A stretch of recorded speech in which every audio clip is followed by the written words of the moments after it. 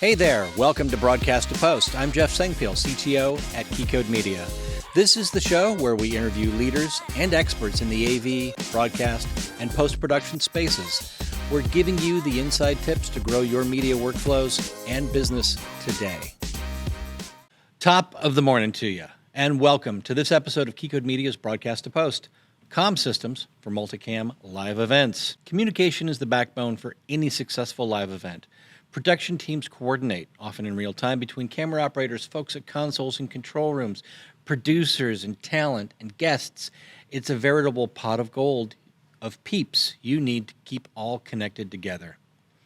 A vast majority of crews rely on a combination of intercom systems, which include wireless, wired, some IP protocols like Dante, and even good old-fashioned analog systems.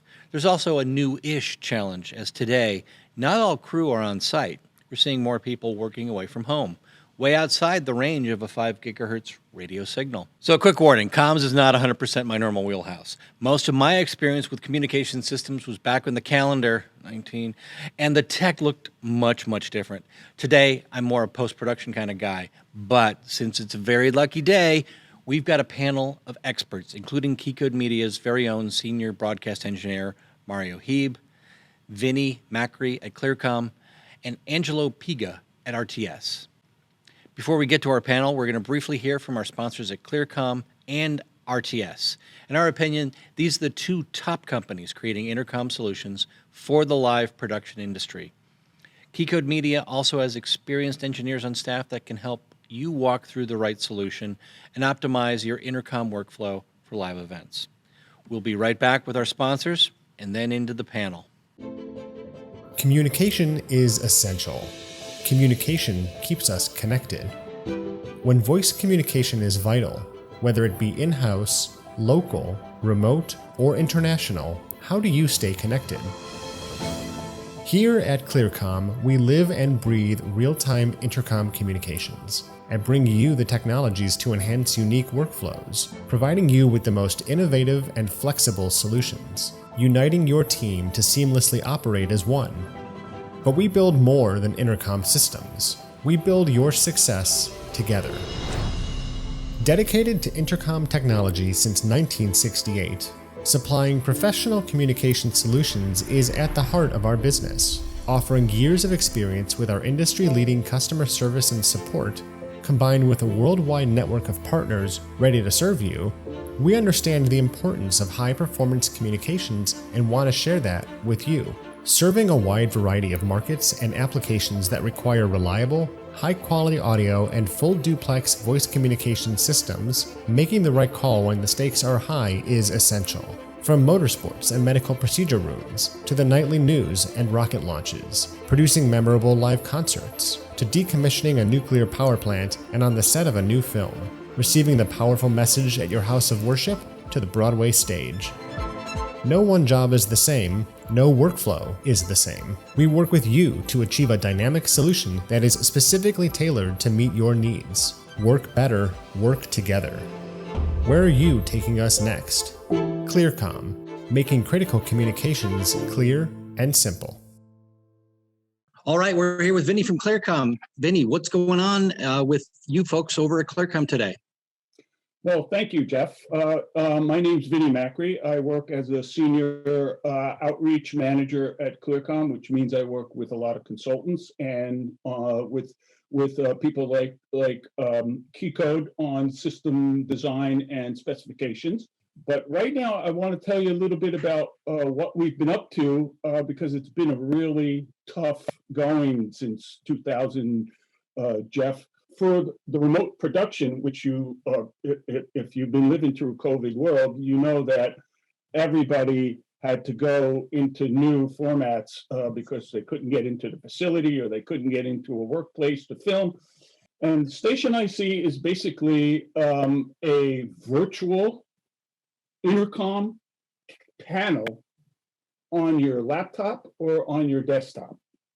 And it provides connectivity through an LQ box or through the matrix to any resource that's coming in and out of the LQ or in the matrix. And you can see from the screen, that it's populated by any of the keys, and behind the key could be two-way radios, wireless belt packs, party line people, uh, SIP telephones, IP telephones, other users of station IC or agent IC, which I'm going to show you right now. This is the agent IC app. It's a free download off of the Apple Store or the Play Store. This is an app for your tablet or for your telephone, for your mobile phone. And again, this will populate with keys that are assignable to any of the resources within an LQ or in a matrix. So anybody who wants to try it, please go ahead. It's a free demo, but the service is licensed. So you need to buy a license, which is a perpetual license for either the agent IC or the station IC. And yes, it's administered. So somebody will either set up the keys for you as the director, or you, the cameraman, or the A2 or the A1 will set it up for whatever your workflow is that day, and you'll have on your tablet, say, and a tablet could be used for a director, a stage manager in a theater, or in a house of worship. It gives him mobility without being tethered to a wired belt pack, and it also without having the shortcomings, say, of a multi-channel wireless. But if you need more, like a director, the nice part is now he's mobile. Now this is one of the LQ rack mount boxes, and if you're not familiar with LQ, this is your IP link for SIP telephones and for these agent IC accounts. Showing you the back of right now of an LQ. You see a certain amount of 2-wire and a certain amount of 4-wire. This takes in your wired intercom or audio and puts it on an IP network. And these are quite popular, especially in a remote, because you could have a box sitting at your matrix or at your wired intercom, whatever that is, RTS or Riddle or ClearComm compatible. You put it, you tie your wired intercom into this box, and then put another box in Norway. It's on the network, and you can key a radio. We can do radio over IP. We can do SIP phones. We can do all of that through a simple LQ. We could talk in multiple locations. This is we're going to probably talk about this later for those people who are, have a producer in his kitchen and he needs to talk into a production somewhere else in another city. And have the ability to choose any key up anyone, or whether it's a private line. Jeff, that's right. So it's a true bridge between an on-prem environment that could be pre-existing and the entire IP network and all the goodness that can be found out there. Yes, sir. And we can go into depth with any of the users who want to talk about this. Lastly, I'd like to just show you the latest, which is now available. I'm showing the Arcadia. The Arcadia is a 1RU platform that it's the glue that puts together wireless intercom with wired intercom all in one box. Now, you may know that we offer 4 styles of FreeSpeak wireless. We have the 1.9 and the 2.4 that connects on E1 protocol. That E1 is the telephony protocol with the sync for the radio and the power to the transceivers. We have the 1.9 gigahertz FreeSpeak IP, and then we have the 5 gigahertz wireless IP. They are all supported in this one box. And in fact, you can use the 1.9 IP and the 5 gigahertz IP at the same time on this same box. It'll support a lot of bell packs, 32 bell packs. I think I'm showing the back of the box because it's always more interesting to see the back of the box. But what you'll notice is that there's several network connections here, 2 on copper, 2 on fiber. And that's because this box includes up to 96 ports, of which 64 of those ports could be Dante. So now you have Dante in and out of this box for such things as program for IFBs or program that you want to feed into anybody's ears for talent, as well as to put it in the intercom for spot operators, whoever needs that. You can see here we've got the also built into this box is HelixNet. So you have your wired and wireless IP stuff all in the same box. And you can create different networks for this. So you can have a Dante network.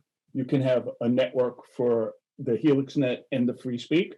And then eventually we'll also have expanded other products like LQ will connect to this directly. So then you'll have your agent IC and station IC. You can see it's got the two-wire connection, so that you can go to your existing RTS intercom or ClearComm intercom, and this box supplies the power to that party line. And then you got a number of four-wire I/O to connect to your two-way radios, to your other audio devices. So you can see I just showed you a lot of stuff. If anyone has questions on any of the ClearComm offerings and the incredible bridge of technology they're offering, please put them in the chats, the YouTube and the Vimeo and the Facebook, and we'll get those kicked in for everybody to answer.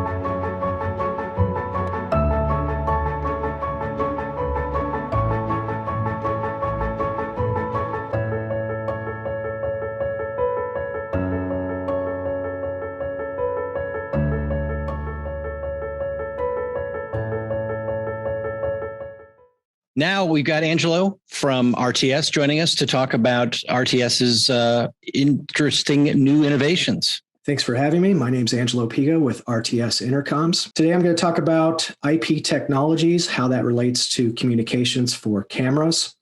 I'll talk about our larger systems first, and then also talk about our digital party line. Starting with our technologies, we have Omnio, which is our architecture for media transport and control, utilizing Dante and OCA. It is available in all of our matrices, KP series key panels, and digital party line. It is a low latency, high channel count transport that supports ST2110. Next, we have ARVON, which stands for RTS Voice over Network. ARVON is used for long distance public network communication. It's been very popular in the past couple of years for remote productions. It's been around for almost 20 years now. And, it's one of the first IP technologies that was introduced to intercoms. So it's audio across long distance without the need for dedicated public infrastructure. It's available in all of our matrices, KP series key panels, and our OMS Omnio main station, which I'll talk about when I get to our digital party line products. It is a scalable solution, just like Omnio. We have software upgrades to increase port counts, as well as you can have multiple cards in our Atom frames. Next, we have VLink, which is our virtual intercom. With VLink, you can set up a virtual matrix, or we have an app for connecting smartphones, tablets, and computers into the matrix. So V-Link can be integrated intelligently into our hardware matrix. We have a cloud solution available for V-Link. We also have a SIP solution. And in the picture here, we're showing our new WebRTC, which is available in version 6 on up. And with the WebRTC, you can bring in video streams, geolocations, and we also have additional features for redundancy, encryption, and recording. Now we also offer a product called V-Link Lite, which is a scaled down version of V-Link at a lower cost if you're looking for something simple for a limited amount of users and limited amount of party lines. Lastly, I want to mention trunking, which is an exclusive technology to RTS. Trunking is used for global decentralized communications. We're able to connect multiple matrices over long distance. We can manage up to 255 matrices for a total count of 225,000 ports. With trunking, we also offer a new feature via software, which is called trunking gain control. And this allows users to adjust volumes for remote assignments, just as if they were local assignments. In the diagram here, showing a larger intercom system that's utilizing all of our technologies and formats. So when speaking about comms for cameras, most likely cameras are going to be using some sort of belt pack to communicate back to the matrix. So in this diagram, we have 2-wire belt packs like a BP325 or BP4000, BP5000. We have UHF belt packs, our TR800s. We have our newer Romeo access points and belt packs, which operate on the DEC standard. And we also have a V-Link setup. So you could have a camera person that has an app on a smartphone that's communicating back to the matrix. This whole system has trunking, so it's connected intelligently to work as one system. We have Omnio connecting matrices and key panels, AIO connections to analog key panels, Arvon for long distance, party line connections, and we have an interframe link to connect multiple matrices together. All right, next we'll talk about digital party line. Two main products for digital party line are OMS, Omnio Main Station, and Digital Belt Pack, DBP. OMS is a bridge from analog to digital. We have 2-wire connections, 4-wire connections, and IP connections via Omnio or Arvon. OMS is a scalable solution. We have 5 different versions, and they all use the same hardware. So you could start off with a basic analog version. If you need to grow your system and add IP, you could purchase a software license, which will then be loaded to that piece of hardware. So they all use the same hardware. You just need a different software license for the different versions. Both of these products are user-friendly. The menus are very easy to navigate. OMS can detect DBP on the system for easy connectivity. Digital Belt Pack is a hybrid product, meaning that it can connect to both our Matrix products and to OMS. So there's no type of interface that's required between the Matrix and the Digital Belt Pack. So when connected to a Matrix, it operates like a 4-channel key panel. And when connected to OMS, it operates in party line mode. The DBP is powered by Power over Ethernet, and you can daisy chain up to 6 belt packs. The other product that I want to mention for digital party line is our Romeo belt pack and access point. This operates off the DEC standard, which is the 1900 megahertz band. We have multiple codecs available for this, and you can connect up to 10 belt packs per access point. So if you're looking to cover a large area, you can have multiple access points, and the belt pack can connect to each of those access points as the person is roaming the area. And then the access point connects either to an OMS or a Matrix via Omnio. So belt pack to access point, and then access point to your Matrix or main station. Thanks, Angelo, for joining us. If you've got questions right now, please put them into the various chats, YouTube, Facebook, the Vimeo page, and we'll get those to Angelo or the rest of the panel as need be. And now let's jump into our panel. Keycode Media. Daily broadcast post-production. Keeping you ahead on technology. All right, let's introduce our panel today. Vinny Macri is presently the Marketing Outreach Manager at ClearComm. His responsibilities include working with R&D and product development engineering teams, as well as being an educator and liaison to consultants and sales channel customers. Vinny has over 40 years of experience in the communications, intercom, and audio distribution technology business. He's written the intercom chapter for the 2016 SBE Engineering Handbook and the 11th edition of the NAB Engineering Handbook. His industry memberships include AES, IAAPA, INTERCOM, NAB, as well as SVG. Angelo started with Bosch back in 2006 and has been working with RTS Intercom since 2010. Angelo has worked in several roles over the years, including tech support, service and repair, logistics, marketing, and product management. Angelo is currently the product manager for RTS Party Line, as well as the marketing manager for RTS Intercoms North America. Mario Heeb is a versatile SBE certified professional broadcast engineer, now working for Keycode. He comes to us with over 30 years of events broadcasting experience, most notably for ESPN, NBC, CBS, CBC, BBC, TNT, Fox, NPR, and others. He's worked as an audio and video engineer for the Utah Jazz television production arm, the Denver Nuggets, and provided consulting on multiple Olympic Games, the 2010 Olympic and Paralympic Winter Games in Vancouver, the Olympic Games in Athens in 2000, and the Olympic Games in Sydney. In fact, Mario co-developed the first Olympic radio frequency coordination website for the 2002 Olympic Winter Games in Salt Lake City, Utah. Alrighty, let's get into some questions here. Gents, looking at where we've come from to where we are today, what do you think the state of intercom system technology is when it comes to planning and executing live events? And Mario, let's start with you on that one. Well, I think intercom is very important. You cannot do live television without a good intercom system. So planning, thinking about what your intercom needs are before you do the event, before you do the project, very important. The more you can plan, the better the execution will be. That sounds good. How do you feel about the transition from analog to digital in there? Well, it's kind of interesting because most intercom products I've seen, new intercom products coming out, are still backward compatible with analog technology. My background is live sports, and we use analog almost exclusively for several reasons. One, mainly the distance that we have to go in a venue. The digital systems, some of them will only go 300 feet to a belt pack.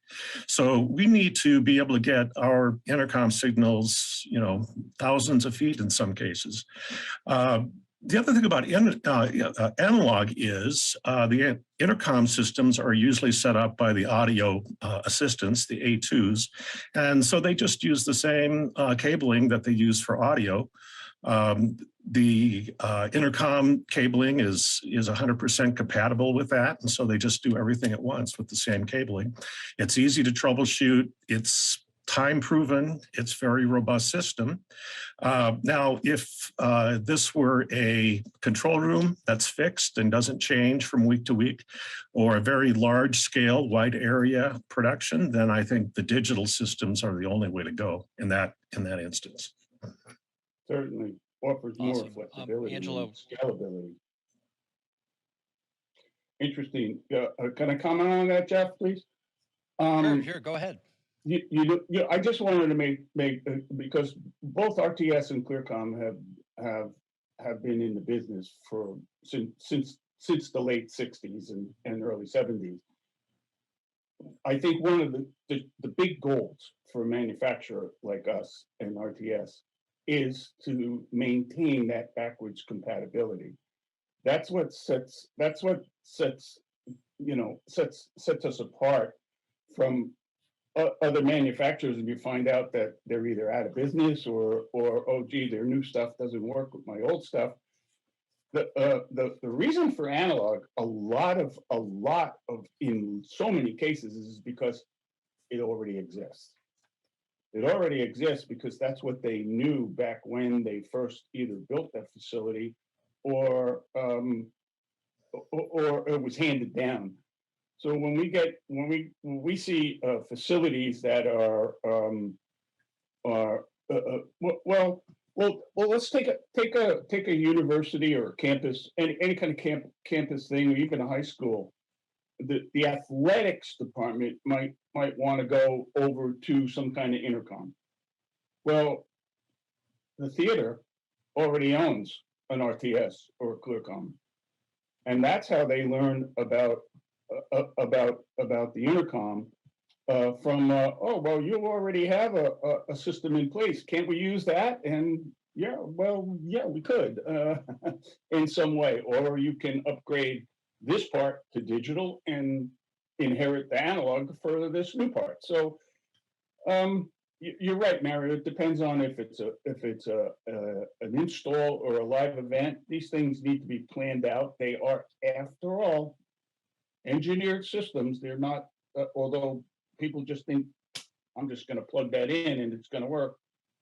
Well, be careful, because some of the newer systems are put a significant amount of voltage on the line. You don't want to plug the wrong thing. It almost sounds like there's in the wrong socket. Yep, and it also sounds like there's like a discussion point there of, can we do this with the old system? Sure, you can. You can also still use analog rotary phones if you've got the physical infrastructure. But if you need to connect one of these, that could be a little difficult there. We've kind of gotten into the second question here, which is the backwards compatibility and how these all wire to the control room. Angelo, what are your thoughts on how control rooms are going to be wired into these existing, or into these systems that are now evolving for different types of events? Yeah, I'd like to echo, some of the same things that Vinny and Mario talked about. It depends on different factors, like whether or not the customer is using existing infrastructure, if the project is a complete replacement, if they're able to put in new wiring, or if they're doing a location change.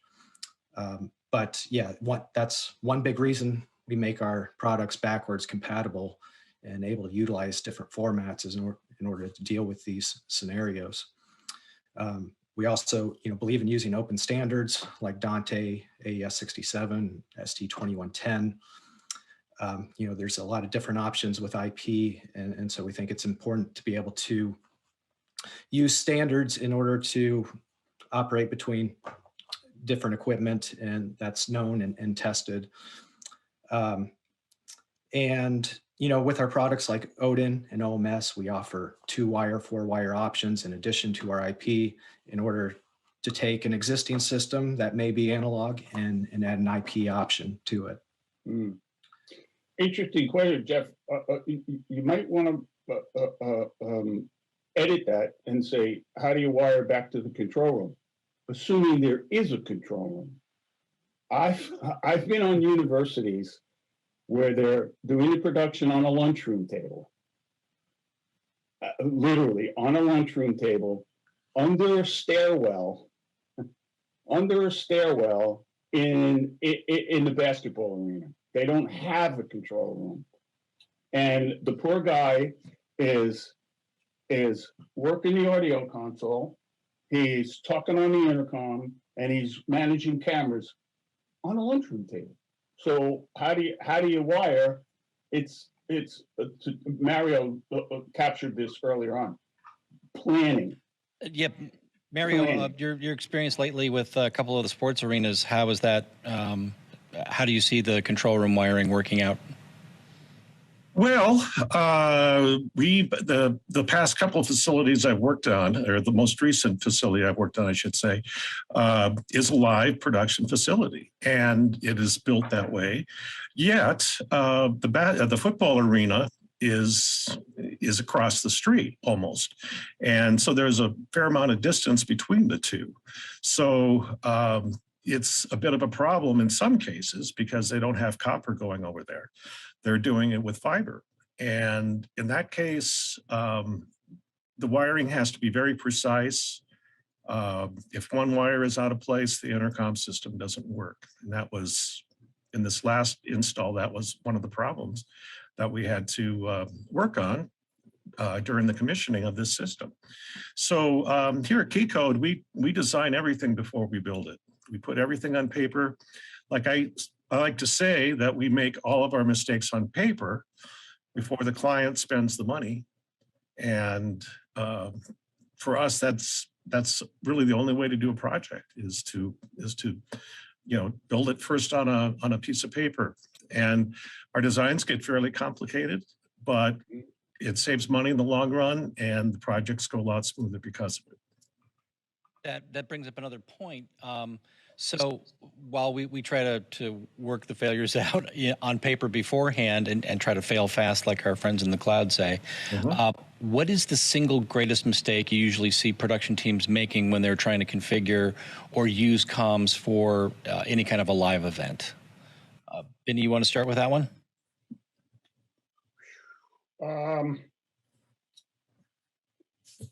I guess the single greatest mistake that I see, it comes back to this just what we were talking about. It's not having a plan, not really talking to either the manufacturer or someone certainly knowledgeable like KeyCode to sit down and say this is what I'm trying to do.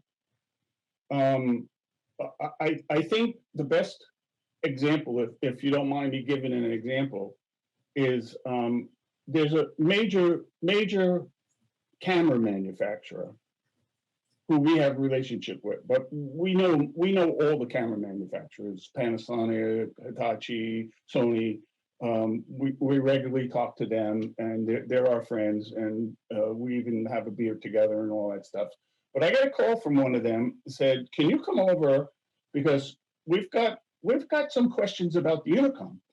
So I said, "Sure." Well, so I went to their facility, their tech center, and they told me, we don't really have a problem when we put our cameras into major television trucks and into ABC, NBC, ESPN, Fox Sports, but we have an issue with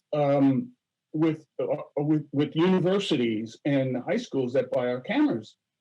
They're constantly having a problem with the intercom. And I said, listen, to be honest with you, it's not an intercom problem, and it's not a camera problem. It's a distribution problem.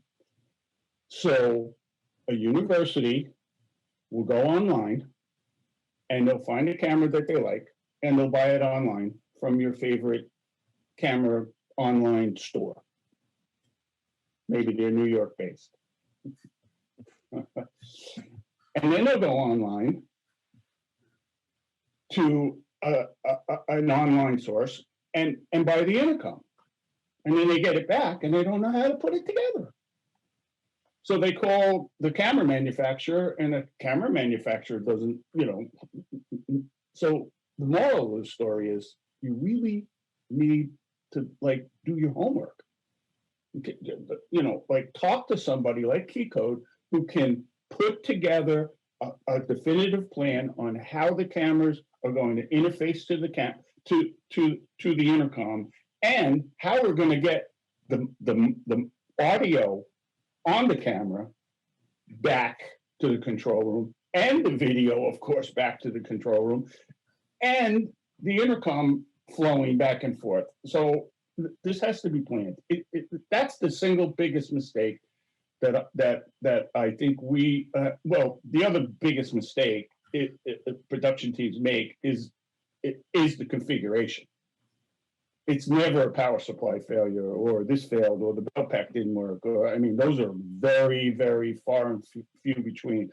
Out of the thousands and thousands of RTS and ClearComm products out there, it's 90% of the problems are configuration errors, a tick box that they didn't tick to inhibit a listen, which you can't do in some system, but you can in the RTS or a ClearComm system. So when it comes down to extensive IFB routing, those kinds of things, those, especially when they're dynamic, where the IFBs change all day long, you need to know what you're doing, and you need good training and good support. And like you were talking about, if it's a school that has bought 2 intercom systems in the last 15 years, doing your homework is great, but you may not even know what homework you need to do. And the fun thing is, Mario's doing this homework, a couple times a month, and the folks from RTS and ClearComm, they're doing the homework constantly. So that's the whole point about let's get some trusted folks in there who can advise you on these things. So yeah, I would say, making sure there's a good plan and a good design, getting the manufacturers involved on the front end to know what the entire scope of the project is, and being able to work everything out beforehand. You don't want to be at the installation figuring these things out, and we have a large support team that's able to help with and assist with design. So if there's ever any questions when you're trying to put a system together, we can help with that beforehand.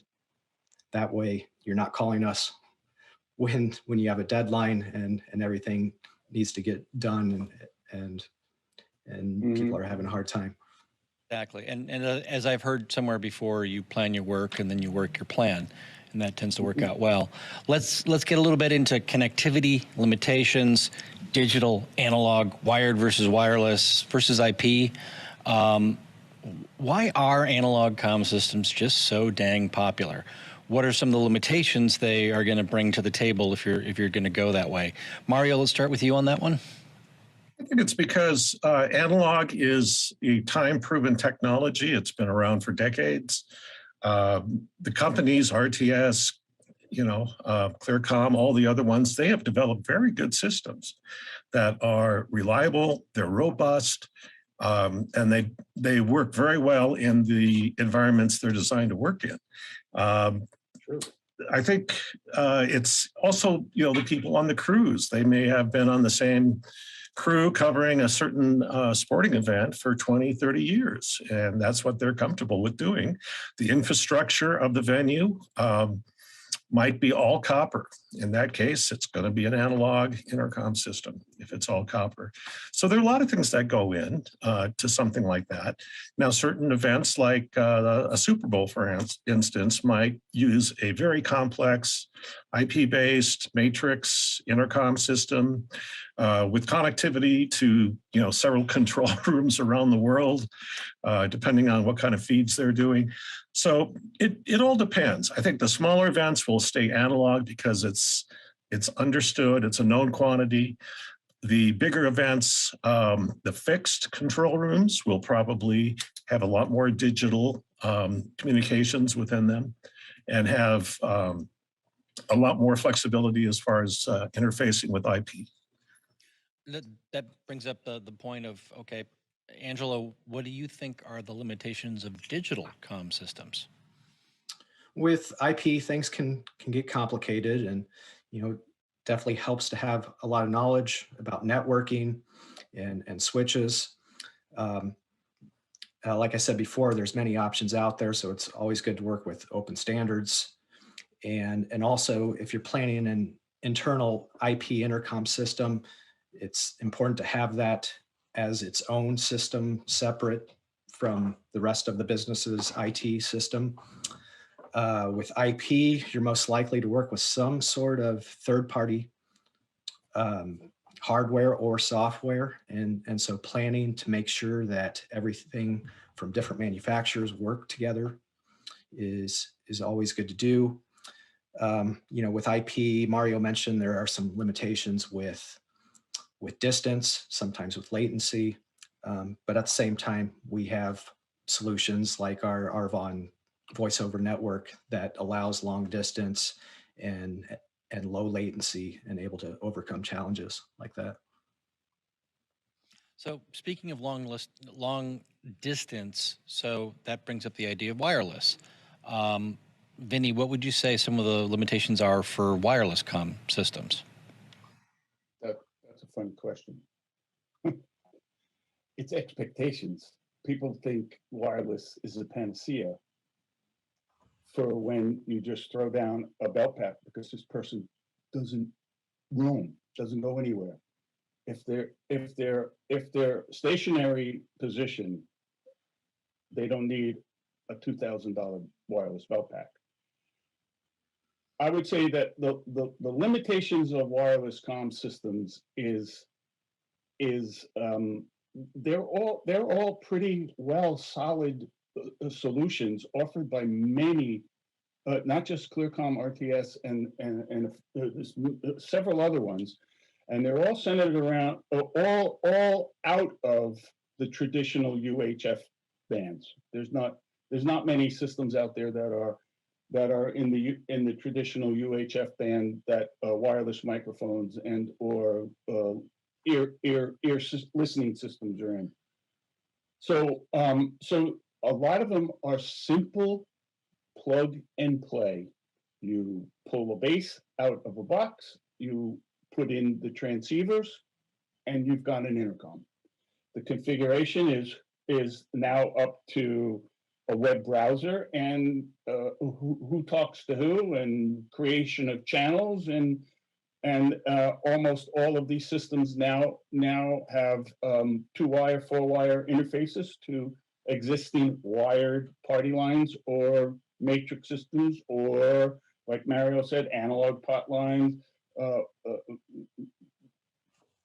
There's very small limitations of the wireless intercom systems, excluding a conversation on cost, because a wireless system is just an extension of the wired system, and it can be quite an expense. It would be at least double the cost of a wired system, unless you go into a matrix, and then most of the times the wireless is built into the matrix, so that cost starts to get evened out. All of these systems have somewhat of a limitation. Of course, the analog system, a wired analog system, the limitation there is they are discrete circuits. So when you have channel A on a wire, that's what you have. If you need channel B, you need to find a channel B wire. That's the problem with analog systems, which the digital systems and the wireless systems now, everything's on one wire. So they become quite in. So limitations on wireless is I think the biggest is the cost. That makes sense. So our friend Steve Baker has a question. What are the best practices to minimize latency, especially in joining those legacy analog systems and the new digital and IP-based products together? Anyone can jump in on that one.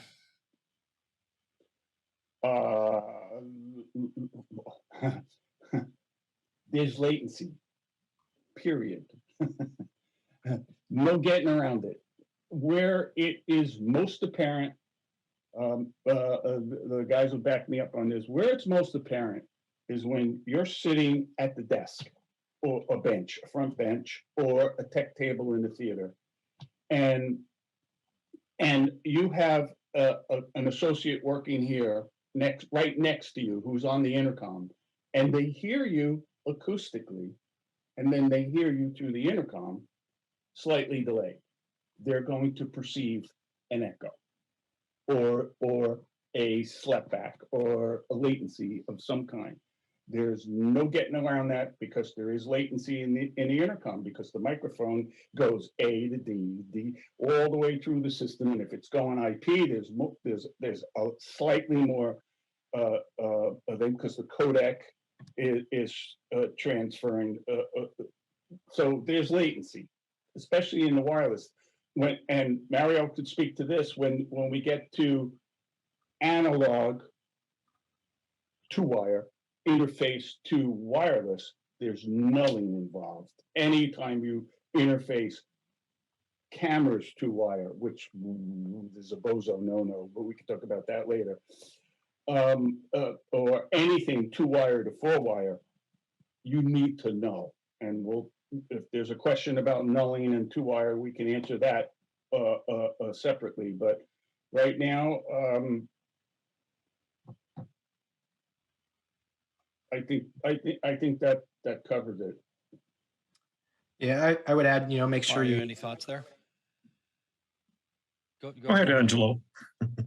I was just going to add, make sure you're using professional grade switches. We recommend managed switches and quality cables, and just using, professional equipment like RTS and ClearComm that knows that latency is an issue, and we design product in order to deal with issues like that.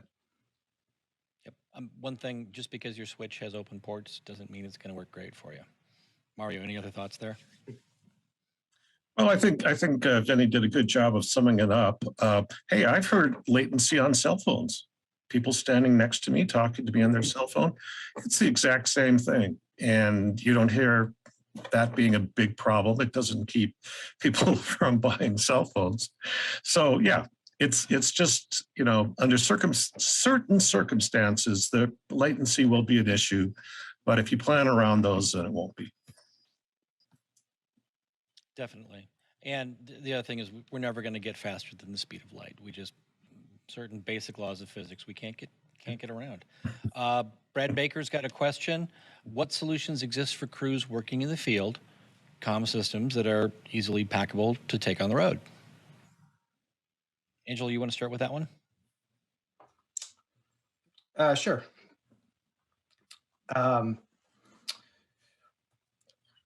Well, I would say, specific to products that we have, our new OMS, our Omnio main station and DVP digital belt pack, we're able to have a product in a one space rack unit that's very powerful, along with our Odin matrix, which is only takes up one space and offers many channels and ports in different formats that you need. Different wireless systems like our, if you pair together an OMS with a Romeo system, then you basically have your base station, you have your access points, and you have all your belt packs. So it's a fairly small system that you could have, up to 40 users wirelessly, and it's a very small and compact system. So that's what I would recommend from our side. Vinny, your recommendations for portable comms? Sure. If you're looking to build a fly pack, first of all, do your research. Talk to Keycode. These one box solutions are starting to come out. Our version is called Arcadia. It includes all of the free speak wireless we make: 1.9, 2.4, 5 gigahertz, 1.9 IP in the same box, and you can use them all together at the same time in the box. So a combination of 5 gigahertz transceivers and 1.9 IP transceivers get you more capability, more density. Packaged in the box is the two-wire analog. Packaged in the box is 64 Dante channels. Packaged in the box is HelixNet, which is in development and will be out in about a month. That's a one-box solution like the OMS, which affords a thing. But all of these things come with limitations. I don't know how big a fly pack you actually need, or if you need the fly pack in more locations. All of that can be done. I could give you a quick example. So we've got several facilities where they have a control room and they build the fly pack, and in the fly pack is our LQ box, which is like an RTS Arvon box in a way. It puts audio on an IP network, but in this fly pack is just wireless base station. So they take this fly pack and they go to the baseball field, they put the LQ in the network, and now they have connectivity back to the control room where it ties into the wired comm, and now they can talk to whomever on the baseball field, the cameras, whatever, blah, blah, blah. So it depends on what you want to do. We have information on that. We've got the system examples on our website that are general, get you in the ballpark. But if you talk to a professional supplier like Clico, they can supply the rack and everything, the fly case. But building a fly pack, I think, is what you want, because otherwise, then you're going out to a rental company and renting a wireless, and you hope that they have the latest firmware and working properly, and you still have to interface it to what you have. So you need help? Let us know.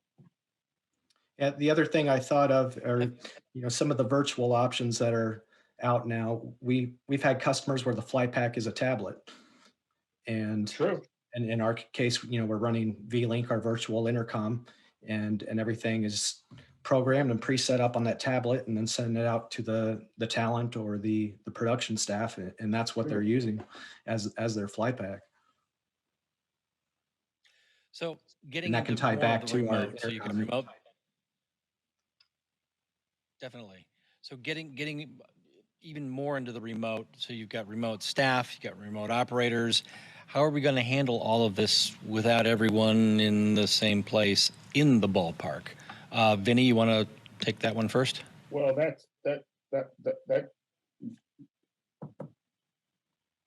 COVID answered that. COVID put us in that mode, remote production. Producers in his kitchen at home, the director's on the couch in his living room, and they need a device to. I mean, now it's getting better, because now the actual production crew, the cameras, are allowed to be on set. I mean, if you look to the film industry, they created a protocol for COVID where they created zones. Zone 1 was the closest to the actors. Zone 4 was the grips in the truck on the street who are on two-way radios, and how they handled that. But IP is your friend to a point. To a point is when you're trying to do an at-home production, you need to be aware of your connectivity in your home. Providers, like if you have, like I have FiOS in my house. I live down the street from what used to be AT&T's world headquarters, is now Verizon's headquarters. So I have fiber in my house for, I don't know, 18 years, because I live right here.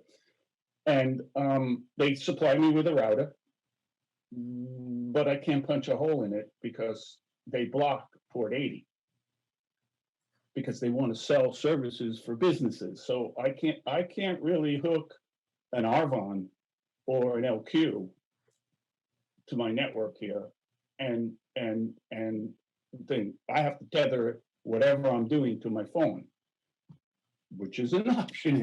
The show must go on. You tether your LQ to your phone, and you hook up whatever you want, your bell packs to your LQ, and off you go. So it's going to be IP, and so there's a lot of great companies out there that make announced consoles, like Studio Technologies and or Glen Sound. I'm sure Keep Code has access to that. You see them sitting in front of on-air talent, and on that is connected to maybe an LQ or something like that for the talk back to the studio. So there are plenty of IP solutions, and of course, as Mario pointed out, we have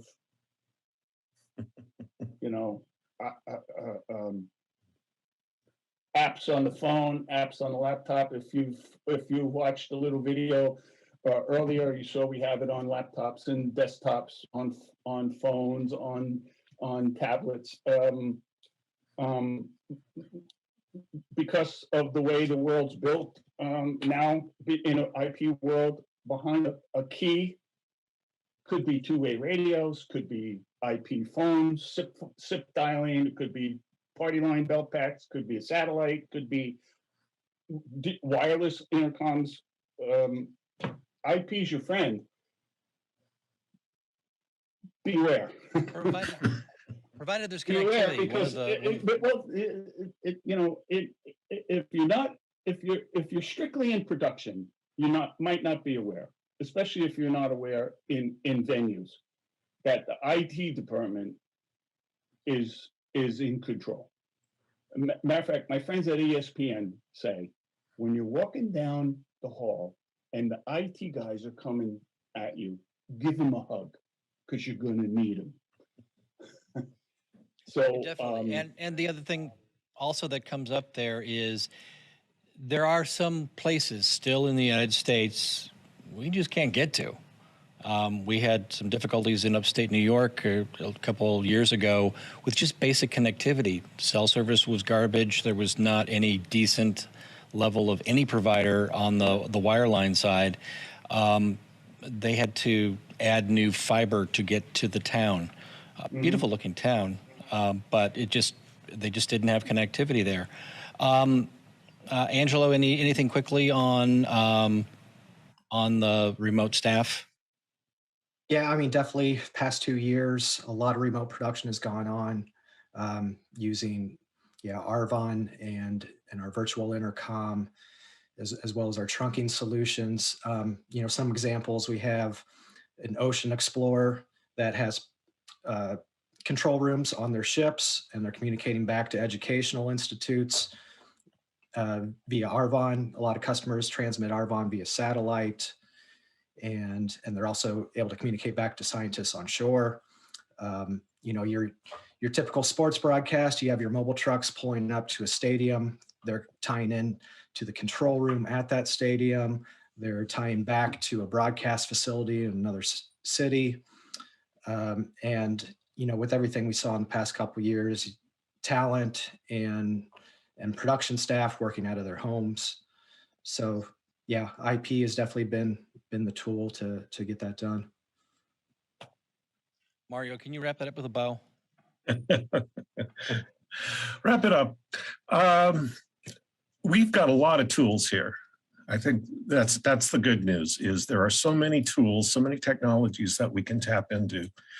I think what we're able to do and will be able to do is infinite, just because RTS and ClearComm and all the other intercom manufacturers are making the gear and thinking, way down the road.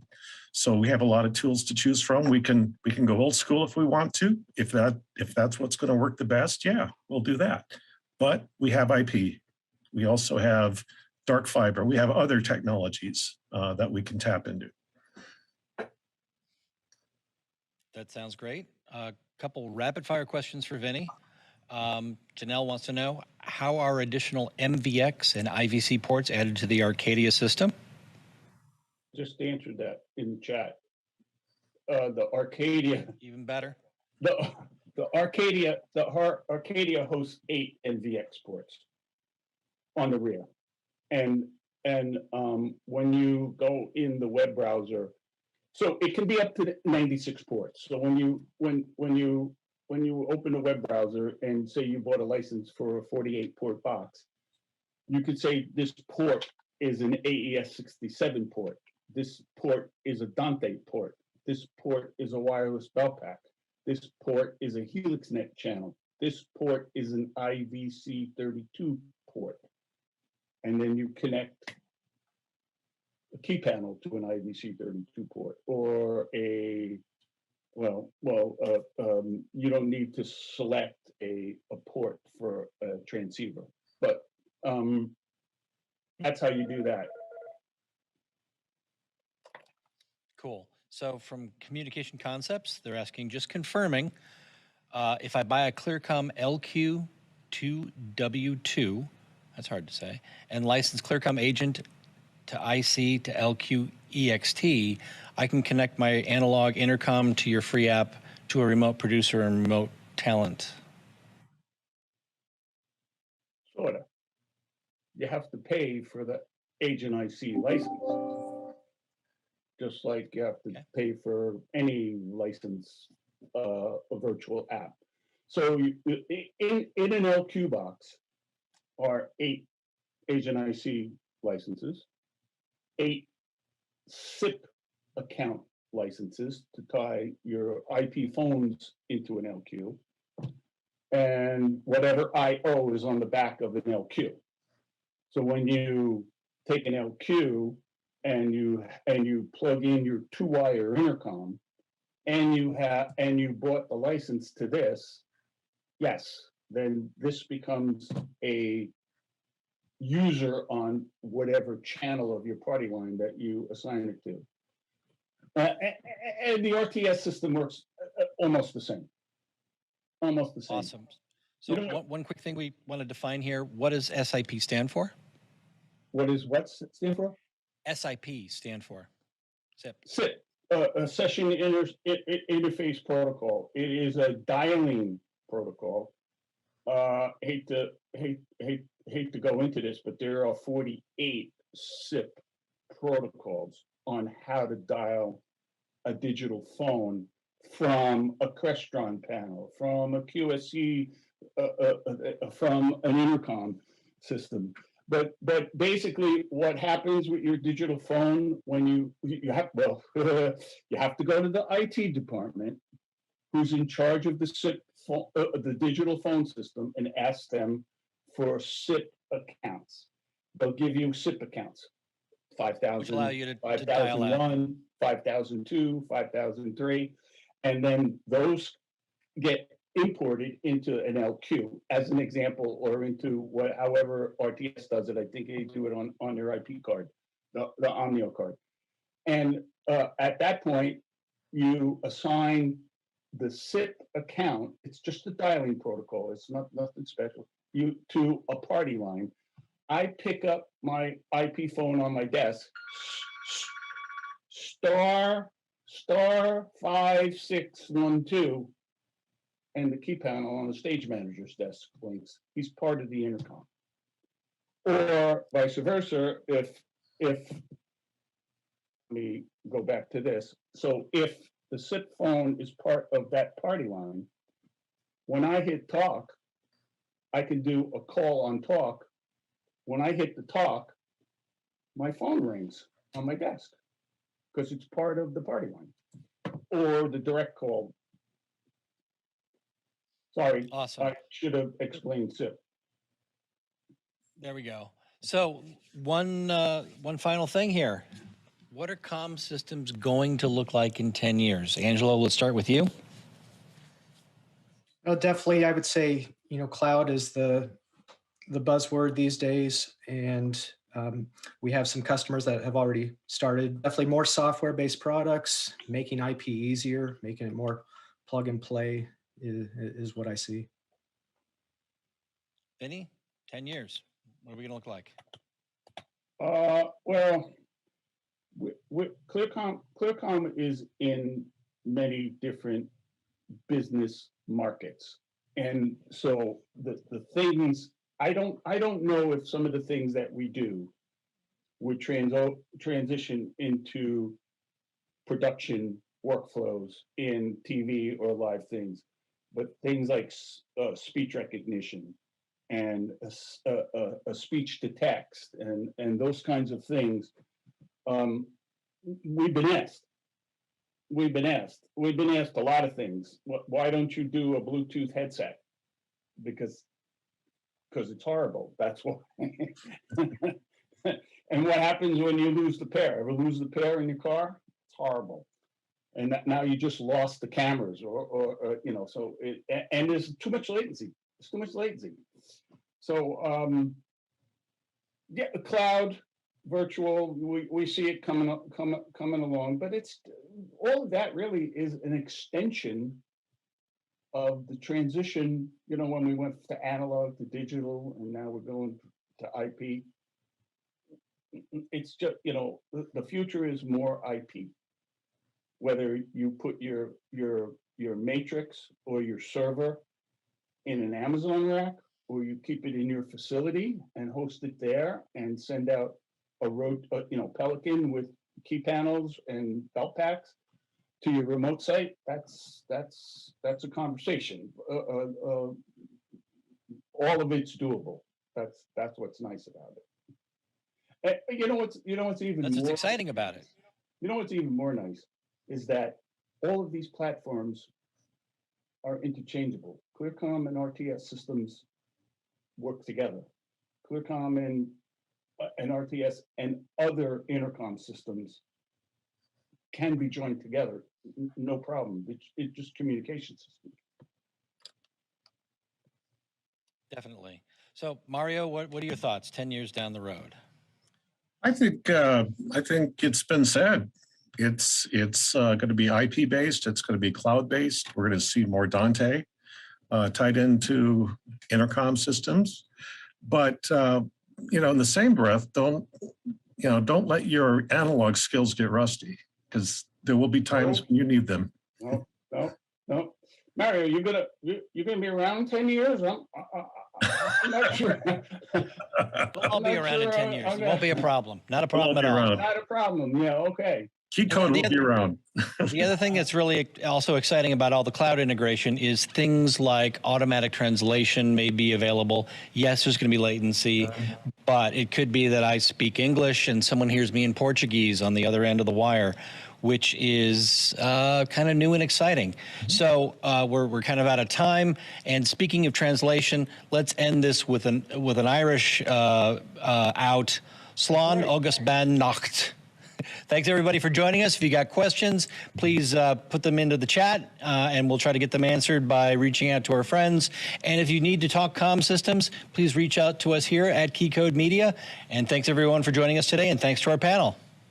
And happy fast. Thanks for watching Broadcast to Post. Please make sure to subscribe to the podcast to receive future episodes. Follow Keycode Media on LinkedIn, Twitter, Facebook, or Instagram to receive news on additional AV, broadcast, and post-production technology content. See you next time, folks.